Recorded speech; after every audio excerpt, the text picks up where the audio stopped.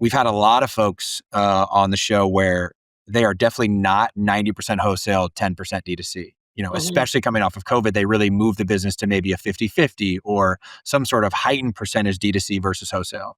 Yeah. To me, my assumed perspective there, based on the little that you've shared and the little that I know about your business that I want you to elaborate on, is a few things drive that for y'all, right? You have really good institutional opportunities that you've kind of mentioned, Yeah. right? With some of the beef to institution and the farm to school programs.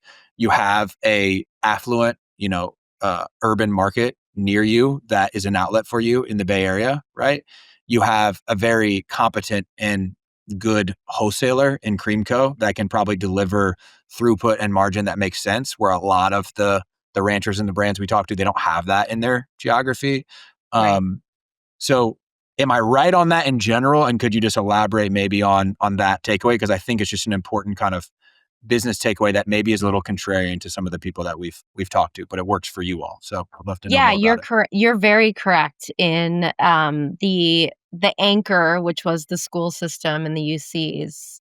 They got rid Mhm. of all of our trim and our less expensive cuts for us, which Yeah. is the bulk of the animal. So that was like a Yeah. real anchor for growing that wholesale customer.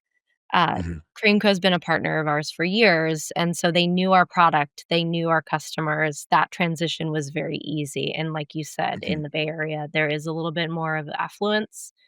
Yeah. Another anchor account that we have right now is the Sprouts Market, so Right. a lot of our middle cuts are going there, and then, like I said, we had to condense everything down in 2022, and kind of start over because we got rid of our employee that was doing our D2C. And so we found a partner in the middle of the US, delivered cold, and they are doing everything for us. And so we're regrowing that D2C, and we want it to be more of our production, and it's growing every month. But yeah, we are a little bit of an anomaly. Like, I know you talked to Will and Jenny, and Hmm. um, they have a lot more online D2C business, and it's Hmm. wonderful. It's high calorie, especially in California, which is why we moved it to Texas because of math. Yeah. The Yeah. math in California, it just didn't pencil. Right. So yeah, that's you're right.